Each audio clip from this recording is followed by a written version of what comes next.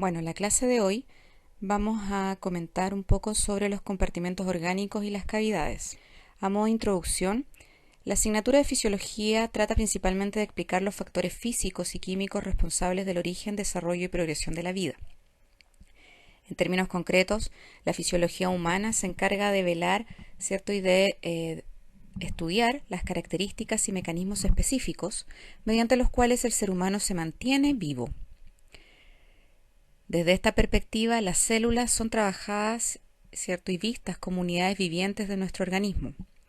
De hecho, la célula se considera la unidad básica, que tiene la característica de que es capaz de adaptarse, ¿cierto? Y posteriormente logra realizar una función específica. La organización de las células en sí da origen a los tejidos y posteriormente a los distintos órganos de nuestro organismo, los cuales a su vez se van a reorganizar en sistemas, teniendo nosotros los sistemas digestivos, respiratorio, urinario, reproductor, y en conjunto también trabajan los sistemas endocrinos y nerviosos.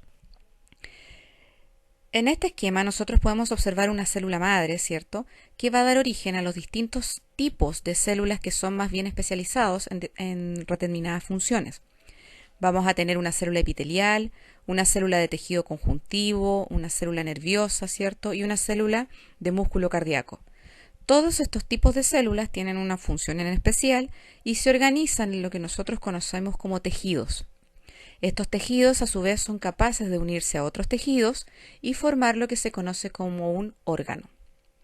Los órganos a su vez se organizan entre sí y forman nuestro sistema de órganos, que en este caso sería el sistema circulatorio, que posteriormente junto a otros sistemas da origen a lo que nosotros conocemos como un ser humano o individuo. En relación a la organización de nuestro cuerpo, es importante señalar que un 40 o un 60% de nuestro peso corporal es principalmente contenido acuoso, ¿ya? Un 18% corresponde a proteínas y a sustancias que están relacionadas, un 7% a minerales y un 15% normalmente corresponde a grasas. En estos líquidos corporales, ¿cierto?, nosotros vamos a encontrar que tenemos líquidos que se encuentran en un compartimento extracelular y otros que se encuentran en un compartimento intracelular. Un tercio de la cantidad de agua que nosotros tenemos circulando, de la cantidad de contenido acuoso, que aproximadamente es un 20% de nuestra masa corporal, corresponde a líquidos extracelulares, es decir, que se encuentran fuera de la célula. Y en este caso vamos a encontrar al líquido intersticial, con un 75%, a el plasma, que está normalmente al interior del vaso sanguíneo, a la linfa, que corre al interior de los vasos linfáticos, y a un líquido que se conoce como transcelular, en donde podemos observar el líquido cefalorraquídeo, el líquido sinovial, el líquido pleural, etc. El otro contenido acuoso, que forma parte de nuestro organismo, ¿cierto?, corresponde a 2/3, y este se encuentra al interior de las células, y se denomina líquido intracelular. Si nosotros vemos la figura, podemos observar, ¿cierto?, un esquema en donde se hace la diferencia de el líquido intracelular, que corresponde al 40% de nuestro peso corporal. Luego nosotros vamos a encontrar al líquido extracelular, ¿cierto?, que sería el otro 20% de nuestro peso corporal, y en total hacen un 60% de masa corporal, en este caso que sería agua o contenido acuoso. Sin embargo, acá hace la diferencia. El líquido extracelular se divide en el líquido intersticial, que se encuentra en el intersticio, es decir, entre las células. Y posteriormente toma contacto normalmente este líquido intersticial con lo que se conoce como plasma sanguíneo. Y el plasma sanguíneo se encuentra al interior de los vasos sanguíneos. Por eso es que acá se muestra, por ejemplo, a los intestinos y al estómago, y estaría este plasma sanguíneo, que son los capilares que se encuentran rodeando a estos órganos, y posteriormente estos capilares estarían en contacto directo con el intersticio. Desde el intersticio llegarían entonces los nutrientes, ¿cierto?, y el oxígeno u otras sustancias, solutos, electrolitos principalmente, que fueran necesarias hacia la célula. Si nosotros vemos la figura, en el líquido intracelular vamos a encontrar que se encuentra en mayor proporción potasio, ¿cierto?, magnesio y fosfatos. En relación al espacio extracelular vamos a encontrar principalmente bicarbonato, altas concentraciones de sodio y cloro. En el espacio intersticial principalmente podemos ver que se están moviendo por difusión glucosa, oxígeno, glucosa, ácidos grasos y aminoácidos. ¿Ya? Entonces esas son más bien las formas en las cuales nosotros vamos a encontrar que se mueven al interior de nuestro organismo cierto tipo de solutos y también de agua. Si vemos esta figura, vamos a encontrar que hay diferencias entre las concentraciones que normalmente posee nuestro organismo en relación a los fluidos. Por ejemplo, en el caso de las mujeres, aproximadamente un 55% de nuestra masa corporal corresponde a fluidos, es decir, a una parte acuosa. En cambio, en los hombres es un porcentaje un poquito mayor, con un 60%. De esta cantidad de contenido acuoso que nosotros tenemos en nuestro organismo, 2/3 corresponden al fluido intracelular, que es el que se encuentra al interior de la célula, y 1/3 corresponde al fluido extracelular, que se encuentra fuera de la célula. Sin embargo, este espacio que está fuera de la célula se divide en el fluido intersticial, que es el fluido que se encuentra entre las células, y el fluido del plasma, que se encuentra en este caso normalmente en el interior del vaso sanguíneo. Si vemos esta gráfica, podemos observar las diferencias que existen en relación a la composición que tienen estos líquidos corporales.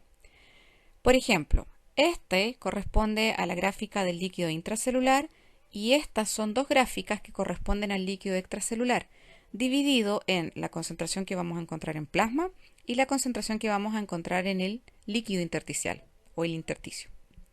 Si nos damos cuenta, en el líquido intracelular tenemos una alta proporción de potasio en relación a la mínima concentración que vamos a encontrar en plasma y también en el líquido intersticial. También tenemos una alta concentración de fosfatos, cierto material orgánico, de proteínas, lo que nos da en este caso la facultad de que al interior de la célula la carga normalmente sea negativa, y tenemos una proporción bastante menor de sodio en relación a la alta concentración de sodio que se encuentra tanto en plasma como en líquido intersticial, y una concentración de magnesio que es muy superior a la concentración de magnesio que también vamos a encontrar en plasma y líquido intersticial. Si nos vamos a la parte de líquido intersticial, ¿cierto? Vemos que tanto el líquido intersticial como el plasma tienen altas concentraciones de sodio, de cloro y de bicarbonato, ¿ya? Sin embargo, la mayor diferencia está dada porque el plasma sanguíneo tiene altas concentraciones de proteínas, mucho mayores a las que podemos encontrar en el líquido intersticial, pero esta cantidad de proteínas es mucho menor a la cantidad de proteínas que nosotros vamos a encontrar al interior de la célula. Y también tiene una proporción un poco mayor de calcio en relación a lo que tiene en este caso el líquido intersticial. Esas son las grandes diferencias que nosotros vamos a encontrar entre el líquido extracelular y el líquido intracelular, pero también hay diferencias entre el plasma sanguíneo y entre el líquido intersticial. Ambos pertenecen al líquido que se encuentra fuera de las células. Acá tenemos una tablita en donde también se observan las diferencias entre lo que nosotros vamos a encontrar en términos de concentración en el líquido intracelular y en el líquido extracelular, ya sea el plasma más el líquido intersticial. Si vemos, las grandes diferencias están dadas principalmente por las concentraciones de electrolito. En el líquido extracelular nosotros vamos a tener una gran concentración de sodio, no así en el espacio intracelular, donde tenemos 10.000 equivalentes por litro, en cambio en el espacio extracelular 140 y más a veces 1.000 equivalentes por litro.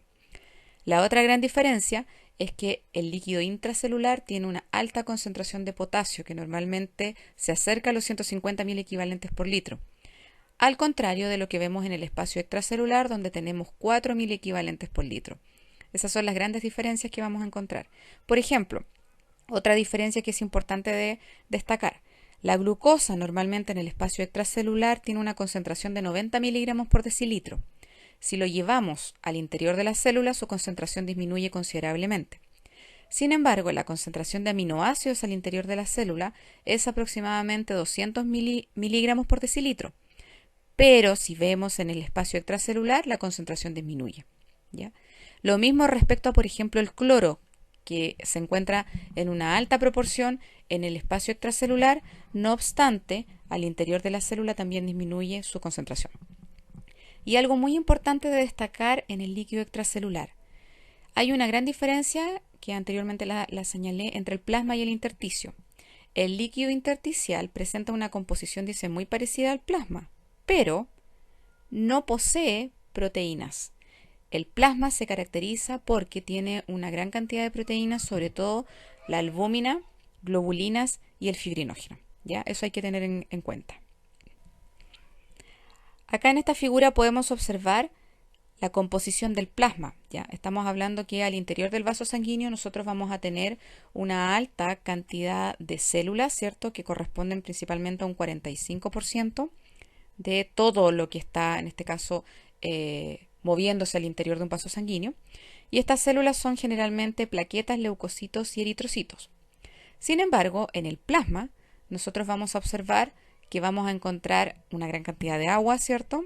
Sales y también las proteínas plasmáticas que anteriormente estábamos señalando como fibrinógenos, ¿cierto?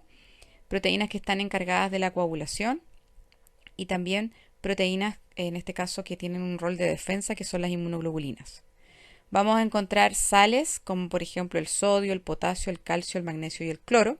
Ya sabemos que en el plasma, como forma parte del líquido extracelular, vamos a encontrar una mayor cantidad de sodio, ¿cierto? Y de cloro en relación a lo que podamos encontrar de concentraciones de potasio. Y también en el plasma podemos observar una concentración de glucosa, vitaminas, hormonas, etc. ¿Ya? Esas son las principales composiciones del plasma. Recordar que el plasma en sí no es toda la sangre que va circulando en un vaso sanguíneo. El plasma normalmente es la porción acuosa, que lleva cierto tipo de sales, proteínas plasmáticas y también nutrientes, pero no corresponde a la porción, en este caso celular, ¿cierto? Que está relacionada a los eritrocitos, leucocitos y plaquetas, que tienen otro tipo de funciones. Ahora, esta compartimentalización, es decir, las diferencias que nosotros vamos a encontrar de la concentración de determinado tipo de sustancias, sobre todo electrolitos, ¿ya? Entre lo que vamos a ver en el espacio intracelular y luego lo que se encuentra en el espacio extracelular, dividido en lo que vamos a encontrar en el plasma y en el fluido intersticial, ¿ya? Regula normalmente los volúmenes, es decir, las salidas de agua. Si nosotros vemos esta figura, vamos a encontrar que al interior de la célula tenemos una alta concentración de potasio, ¿ya? Una alta concentración de calcio y también una alta concentración de proteínas y de fosfatos. Como esta cantidad de proteínas y de fosfatos es tan alta en relación a lo que vamos a encontrar en el espacio extracelular, normalmente la carga al interior de la célula es negativa. También vamos a encontrar que en el espacio extracelular tenemos concentraciones bastante elevadas de sodio, ¿cierto? Y también tenemos concentraciones de cloro y de calcio. Se mantienen en los tres compartimentos, ¿cierto? Ya sea el fluido intracelular, el fluido intersticial y el fluido plasmático, iguales osmolaridades, teniendo 300 miliosmolaridades en cada uno de los compartimentos. La pregunta es esta: ¿cómo mantenemos las mismas osmolaridades, ¿cierto? Que estarían dadas por las concentraciones, pero no mantenemos distinta o igualdad, en este caso, de cargas? ¿Ya? Las cargas que nosotros vamos a encontrar fuera de la célula generalmente son positivas y están dadas por el calcio y también por el sodio. Y al interior de la célula vamos a encontrar normalmente cargas negativas porque tenemos una mayor cantidad de fosfatos, pero también de proteínas, que son mucho más grandes en este sentido, ¿cierto? Que, por ejemplo, los iones que vamos a encontrar de potasio o de sodio y también de calcio, que se encuentran normalmente al interior de cierto tipo de organelo, como el retículo endoplásmico. La gran característica, ¿cierto?, de cómo se regula el volumen, teniendo en consideración la diferencia de carga desde el espacio intracelular con el espacio extracelular y teniendo también verificando que hay una diferencia de concentración, eso es lo que mantiene en este caso y regula el volumen de la célula, porque hay un constante movimiento, ¿cierto?, entre los compartimentos a través de difusión, convección o por mecanismos de transporte específicos, que generalmente pueden ser mecanismos, ¿cierto?, en los cuales interviene una proteína transportadora.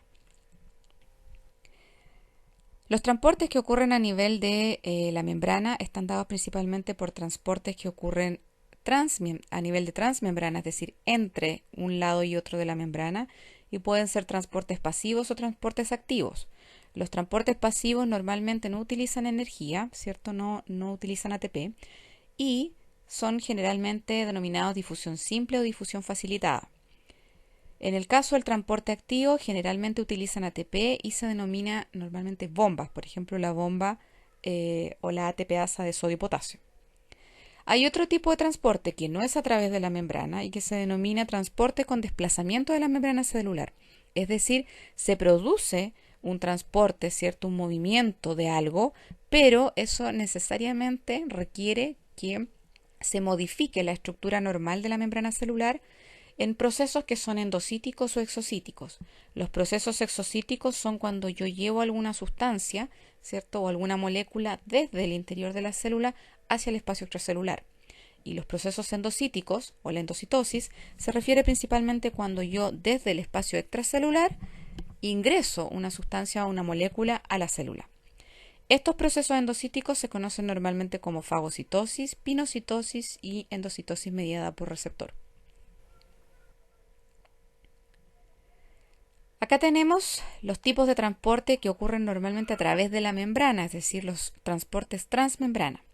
Y aquí vamos a encontrar el transporte pasivo y el transporte activo. El transporte pasivo se caracteriza principalmente porque no utiliza ATP. Puede ser un transporte simple, en donde hay una difusión simple desde un lugar donde se encuentra un soluto en mayor concentración a un lugar donde está ese soluto en menor concentración, es decir, ocurre a favor del gradiente de concentración. También hay otro tipo de transporte pasivo que se denomina difusión facilitada. En la difusión facilitada yo tampoco utilizo energía o ATP, sin embargo necesito una proteína transportadora. Esa proteína transportadora puede ser un canal, ¿cierto?, que tiene características específicas, o puede ser una proteína transportadora que sufre un cambio conformacional, de forma, de estructura, para permitir el paso de los solutos. En ambos casos, los solutos se mueven desde un lugar donde hay mayor concentración hacia un lugar donde hay menor concentración.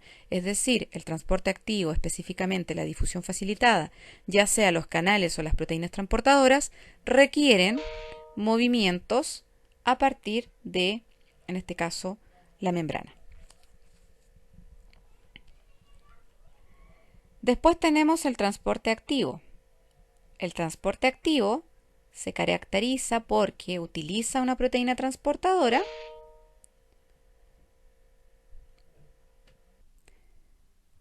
Bueno, entonces, a modo general, nosotros vamos a tener, ¿cierto?, un transporte pasivo que puede ser por difusión simple y por difusión facilitada, y este transporte activo que normalmente utiliza una proteína transportadora, pero que sí utiliza energía, en este caso ATP. Y esta proteína transportadora funciona de la misma manera como lo hace la proteína transportadora en el proceso de difusión facilitada. Ya necesita transportar solutos desde un lugar de mayor concentración a un lugar de menor concentración, pero en este caso utiliza energía. Sufren los mismos cambios conformacionales que sufren las proteínas transportadoras en la difusión facilitada y en el transporte activo. La única gran diferencia es que necesitan en este caso energía. En esta figura nosotros podemos ver cómo difunden, por ejemplo, gases como el CO2, el oxígeno, etanol, el agua también desde un lado a otro, no así la glucosa y no así ciertos iones. Por lo tanto, en estos casos es cuando no puede existir un tipo de transporte por difusión simple, como está ocurriendo en este caso, sino que necesitamos un canal. Por ejemplo, en el caso de los iones, normalmente se denominan canales iónicos, y en el caso de la glucosa, proteínas transportadoras, que van a llevar desde esta región hacia el interior de la célula, ¿cierto?, los solutos, en este caso la glucosa o los iones. También hablábamos que existían otro tipo de transporte que no ocurren a través o no se llaman principalmente transportes transmembrana, pero que sí están relacionados con cierto tipo de modificaciones estructurales que debe sufrir sobre todo la membrana plasmática. En este caso teníamos el mecanismo de exocitosis, en donde yo secreto una sustancia hacia el exterior, y en el caso de la endocitosis es cuando yo ingreso una sustancia desde el exterior hacia el interior. ¿Ya? Y aquí en este caso la sustancia fue incluida en una vesícula. En ambos casos necesitamos la modificación, en este caso una invaginación de la membrana plasmática para poder ingresar la sustancia que nosotros necesitamos llevar hacia el interior de la célula. En esta figura podemos darnos cuenta de los tipos, ¿cierto?, de procesos endocíticos. Puede ser una fagocitosis, que normalmente se da cuando yo tengo partículas de gran tamaño. La pinocitosis es cuando son partículas más bien pequeñas, y la endocitosis mediada por receptores está dada principalmente porque en este nivel existen cierto tipo de proteínas, ¿ya? Que lo que hacen es que necesariamente, ¿ya?, requieren que se una la sustancia, en este caso el soluto, al receptor para que se produzca la invaginación de la membrana y posteriormente se genere la vesícula y se integre, ¿cierto?, la sustancia que se encontraba fuera de la célula. Esta endocitosis mediada por receptores es mucho más específica que las endocitosis que nosotros estamos viendo acá, la fagocitosis y la pinocitosis. Si no está el receptor, la sustancia simplemente no es ingresada al interior de la célula. En los transportes pasivos que nosotros vimos anteriormente, ¿cierto?, estos que ocurrían por las diferencias de gradiente, es decir, desde un lugar donde había mayor gradiente hacia uno donde estaba en menor concentración el soluto, favorecen que haya movimientos al azar, ¿cierto?, y que obviamente dependan de las concentraciones de las sustancias que nosotros queremos traspasar de un lado a otro, ¿ya? Hay sustancias que son, por ejemplo, de pequeño tamaño, que son no polares, moléculas que no tienen carga, ¿cierto?, y otro tipo de moléculas que normalmente necesita estas proteínas transportadoras, ¿ya? Generalmente estamos hablando acá de glucosa, aminoácidos o cierto tipo de iones. En este movimiento es también lógico pensar de que cuando se mueven cierto tipo de solutos también se produce el movimiento del agua. Y a esto, a la difusión de las moléculas del solvente, se le denomina osmosis. Lo que normalmente ocurre es que el disolvente puede atravesar la membrana, ¿cierto?, de un lugar a otro para tratar de igualar las concentraciones, en este caso, de la solución, ¿ya? Entonces nosotros tenemos una solución que está compuesta por solutos y el solvente, ¿ya? Sin embargo, puede ser que un solvente atraviese una membrana, ¿cierto?, para, lógicamente, poder igualar las concentraciones entre los dos compartimentos, que era lo que anteriormente nosotros habíamos visto cuando vimos cómo se regulaban los volúmenes de la célula, ¿ya? Vimos que efectivamente se mantenían tanto en el espacio intracelular como en el espacio extracelular, dividido en plasma y dividido en el fluido intersticial, los 300 milismoles, ¿ya? Eso es una concentración que se mantiene. Pero ¿cómo se mantiene esa concentración? Teniendo, como vimos anteriormente, diferencias de carga y diferencias de concentraciones de soluto. Principalmente por este movimiento que realiza el agua, que normalmente va desde un lugar de baja concentración a un lugar de alta concentración. En este caso, con el único objetivo, como se ve acá, de mantener las concentraciones. Ambos medios son isotónicos, ¿ya?, y mantienen igualdad de presiones. Sin embargo, en este compartimento probablemente tenga menos cantidad de agua que en el compartimento de acá, pero se mantienen las concentraciones de ambos compartimentos. Este movimiento osmótico favorece que se generen al interior de los compartimentos, ya sea en el espacio intracelular o en el espacio extracelular, lo que nosotros vamos a llamar y vamos a ocupar más adelante en relación a las presiones. Se genera la presión hidrostática y la presión osmótica. La presión osmótica, en términos concretos, es la presión que ejerce el agua, ¿ya?, sobre determinado tipo de región. Y la presión osmótica es la presión que evita que migre el agua desde un lugar a otro. Esa presión osmótica normalmente la ejercen los solutos, que en el caso de lo que nosotros habíamos estado viendo, esta presión estaría dada por los electrolitos, ¿ya? Normalmente la presión hidrostática se opone a la presión que ejerce, en este caso, los electrolitos como el sodio. Y de aquí nosotros podemos observar que hay varias definiciones que están relacionadas con los movimientos ya no solamente de agua, sino también de solutos. Estamos hablando de osmolaridad, osmolalidad y tonicidad, ya que los debiesen haber pasado anteriormente. En estos movimientos de agua, ¿cierto?, en relación a la osmosis, es importante señalar que se producen generalmente cuando estamos en presencia de determinado tipo de soluciones. Las soluciones hipotónicas se caracterizan principalmente porque tienen menor concentración de solutos que lo que debiese tener el espacio intracelular, ¿ya? Esta es una célula, en este caso el ejemplo está dado por una célula sanguínea. La célula sanguínea en este caso tiene mayor concentración de solutos en relación al medio. A eso se le denomina una solución hipotónica. ¿Qué es lo que pasa aquí? Normalmente el agua va a tratar de ingresar desde el medio hacia la célula para tratar de igualar las concentraciones. Y muchas veces, ¿cierto?, se puede en este caso romper o hinchar demasiado la célula. En una solución hipertónica, en donde la solución, ¿cierto?, en este caso el espacio extracelular, tiene mayor concentración de solutos que lo que tiene, en este caso, la célula, lo que normalmente ocurre es que sale el agua. Y por ende, al salir el agua desde el espacio intracelular al compartimento extracelular, se deshidrata la célula. Y por último, en una solución hipotónica, que es lo normal, es lo que vimos que mantenía la forma, ¿cierto?, o el volumen de la célula, nosotros vamos a tener que en el espacio extracelular existe igual concentración de solutos que en el espacio intracelular. Y por ende el agua difunde de igual manera desde el espacio intracelular hacia el espacio extracelular y viceversa. En relación a los transportes activos, habíamos hablado que en todos los casos se utiliza energía. La única gran diferencia es que tenemos un transporte primario y un transporte secundario. El transporte primario no es otra cosa que cuando nosotros movemos de un lugar a otro una molécula. Ya. En el caso del transporte secundario tenemos un transporte que es antiporte y sin porte. Se mueven dos moléculas. En el caso del transporte secundario antiporte, estamos moviendo una molécula hacia un lado y otra molécula hacia otro lado, por la misma proteína transportadora. ¿Ya? Por ejemplo, nosotros podemos saber, mirando esta figura, que por un lado estoy llevando calcio, ¿ya?, hacia el interior de la célula y estoy sacando sodio. En este caso, estoy ingresando protones y sacando sodio. Y en este otro caso, ¿cierto?, que sería el transporte sin porte, puedo llevar, por ejemplo, desde el espacio extracelular hacia el intracelular, sodio y también una molécula que en este caso sería glucosa. ¿Ya? La gran diferencia del transporte primario está dada principalmente por la bomba sodio-potasio. La bomba sodio-potasio se caracteriza porque saca 3 moléculas de sodio al exterior e ingresa moléculas de potasio. ¿Ya? Esas son sus grandes características.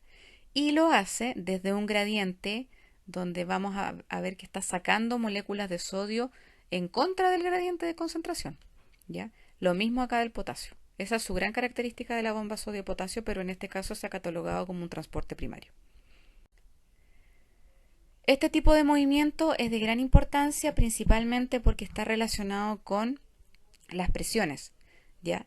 Los movimientos de agua mantienen normalmente en el espacio extravascular, en el espacio intravascular, ¿cierto?, en el plasma, lo que se denomina presión oncótica. La presión oncótica está generada por las proteínas que nosotros vamos a encontrar dentro del plasma y por ende también va a estar generada por la presión que vamos a encontrar al interior de una célula. La presión oncótica normalmente va en contra de la presión hidrostática y eso hace que impida que desde el espacio intravascular salga el agua hacia el espacio intersticial. Si disminuye la presión oncótica porque disminuye la concentración de proteína, es muy lógico pensar que puede ser que empiece a salir agua desde el espacio intravascular hacia el espacio intersticial, porque estamos perdiendo en este caso la concentración de la concentración de proteína y por ende disminuye la presión oncótica. Acá tenemos un movimiento de agua que es bastante importante y que ocurre en nuestro organismo. Estamos hablando de un capilar, ¿cierto?, en cuyo interior se mueve el plasma, el fluido intersticial, que es el fluido que está entre las células, y esto sería una célula del intestino, ¿cierto?, por la forma que tiene, que sería el espacio intracelular. Y este es el lumen del intestino. Esta es la región apical de la célula intestinal y esta es la región basal y esta es la región vasolateral. ¿Ya? ¿Cómo ocurre normalmente? Nosotros vamos a generar el proceso de absorción desde el lumen, se produce el paso de algún nutriente hacia el espacio intracelular, posteriormente a través de proteínas, normalmente transporte, pasa al fluido intersticial y se absorbe a nivel de vaso sanguíneo. Lo mismo ocurre desde el vaso sanguíneo, puede pasar al fluido intersticial y posteriormente por transporte ser llevado hacia el espacio intracelular. El agua se mueve constantemente por difusión, ¿cierto?, por libre difusión, desde el lumen, la porción intracelular y la porción extracelular, ya sea el fluido intersticial o la porción intravascular, que es el plasma en este caso. Esos movimientos ya de agua y de otro tipo de solutos normalmente mantienen lo que se denomina equilibrio de Gibbs-Donald. Este equilibrio se caracteriza porque los solutos se mueven de un lugar a otro. Sin embargo, hay determinado tipo de moléculas que no pueden atravesar la membrana. Por ejemplo, las proteínas que se encuentran al interior de la célula. Como esas moléculas no logran atravesar la membrana, ¿cierto? No hay transportadores para esas proteínas, por ejemplo, se produce lo que se llama una asimetría de distribución de iones que pueden difundir dentro de la célula, ¿ya? Y se generan distintos gradientes. Eso es lo que gatilla que se produzca en una célula un potencial de membrana, ¿ya? ¿Qué quiere decir eso? Si nosotros vemos esta figura, vamos a darnos cuenta que esta es la parte extracelular y esta es la porción intracelular, ¿ya? El citoplasma de una célula. Y tenemos una alta concentración de iones potasio, cloro. Acá también tenemos potasio, pero vamos a tener cloro y normalmente vamos a tener sodio. Sin embargo, al interior de la célula tenemos una alta cantidad de proteínas y las proteínas tienen carga negativa y son de gran tamaño. Por lo tanto, como estas proteínas no pueden difundir hacia el espacio extracelular, ¿cierto? Porque son muy grandes y no hay muchos transportadores para ellas, se produce una asimetría en términos de cargas. Y al interior de la célula la carga va a ser negativa, aun cuando tenga una alta concentración de potasio. Y al exterior de la célula la carga va a ser positiva, porque aquí no tengo proteínas y tengo una gran cantidad de sodio y de potasio, por lo tanto la carga es positiva. Sin embargo, las concentraciones de los iones se mantienen, no así de esta molécula que no puede difundir y que por lo tanto genera una asimetría a este nivel en términos de cargas. Las diferencias no son de concentraciones, las diferencias son de cargas. Y eso se conoce como potencial de membrana. El potencial de membrana en reposo de prácticamente todas las células de nuestro cuerpo está normalmente entre menos 70 milivolts. Y esa carga negativa está dada no por las concentraciones de potasio ni de sodio, está dada por las concentraciones de proteínas que se encuentran dentro de una célula. ¿Ya? Esas son las características. Y a eso se le denomina potencial de membrana en reposo, menos 70 milivolts. Entre lo que significa el transporte, los movimientos de cierto tipo de solutos y también los movimientos de, en este caso, el agua principalmente, entre los distintos compartimentos, se genera lo que se denomina una homeostasia. La homeostasia no es otra cosa que la capacidad de nuestro organismo de mantener una condición interna estable, que es capaz en este caso de compensar los cambios que se ocurren o que están ocurriendo en el entorno, ¿ya? Para generar este equilibrio dinámico existe una red de sistemas que normalmente controlan todo lo que está sucediendo en nuestro organismo y que tienen la característica que tienen un proceso de retroalimentación, ¿ya? Es decir, son autorregulados. Nosotros, por ejemplo, en nuestro organismo regulamos los niveles de temperatura, el balance entre la acidez y la alcalinidad, ¿cierto? Esto está relacionado con las concentraciones de protones que vamos a tener en nuestro organismo, niveles de glucosa, etcétera. Este equilibrio mantiene normalmente nuestro ambiente interno, ¿cierto? Principalmente nuestro medio extracelular, frente a los cambios que estamos observando en el ambiente, y esto está relacionado con que regulamos la entrada y salida de gases, ¿cierto? Los movimientos que podemos observar en términos de movimientos iónicos de cierto tipo de electrolitos desde el espacio intracelular o el extracelular, que mantiene los volúmenes, ¿cierto? En los compartimentos. Podemos regular cierto tipo de presiones también. Recordar que las presiones en términos de las concentraciones de agua y de solutos normalmente generan las presiones hidrostáticas y osmóticas, y también las concentraciones de proteínas dentro del espacio intravascular, dentro de los capilares, va a generar una presión oncótica, ¿ya? Frente a esto también podemos regular el estado de nutrientes, de hormonas y de temperatura. ¿Cómo ocurre normalmente este tipo de regulación? En el caso de la temperatura, nosotros vamos a tener generalmente vías nerviosas y vías hormonales. Las vías nerviosas, ¿cierto?, son las que están aquí de color lila, y las vías hormonales son las que están en relación a una coloración o flechas rojas. Nosotros tenemos respuestas voluntarias e involuntarias frente a los cambios de temperatura que puedan existir en el ambiente. Tenemos termorreceptores en nuestra piel y tenemos también una regulación a nivel del hipotálamo. Todo eso llega a la corteza cerebral y genera respuestas que pueden ser voluntarias en el sentido de que van a movilizar la musculatura esquelética para que yo, por ejemplo, tiemble en el caso de que tenga frío y produzca calor, ¿ya? Uno normalmente cuando tiene frío se empieza a mover. Eso genera lo que se denomina termogénesis tiritante, es decir, propicio la formación de calor a través del movimiento. Y es una respuesta voluntaria porque yo la regulo. Sin embargo, yo también puedo tener respuestas involuntarias hacia el mismo músculo, ¿cierto? O hacia otro tipo de órganos. Por ejemplo, puedo generar, si es que estoy con frío, puedo decir que la médula suprarrenal libera adrenalina y aumentar la tasa metabólica. Puedo generar, ¿cierto?, que mis músculos, en este caso, o las arteriolas, generen vasoconstricción o vasodilatación, dependiendo si hay mucha calor, van a dilatarse, y si hay mucho frío, se pueden van a generar vasoconstricción. Puedo también generar que se produzca piloerección o incluso si hay mucho calor puedo exacerbar que las glándulas sudoríparas liberen, en este caso, sudor. ¿Ya? Esas son las formas en que normalmente el sistema nervioso puede regular y contrarrestar las diferencias de temperatura externas. Y por otro lado, una respuesta que es un poco más tardía, pero que es muy efectiva, tiene relación a que el hipotálamo puede generar que se libere desde la hipófisis una hormona que se llama tiroestimulante o TSH, que va a llegar a la tiroides.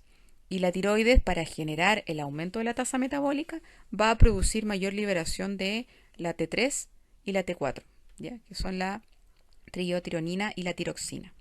Entonces, esa es una manera de generar un proceso homeostático. También nosotros vamos a poder regular de manera interna las concentraciones de azúcar.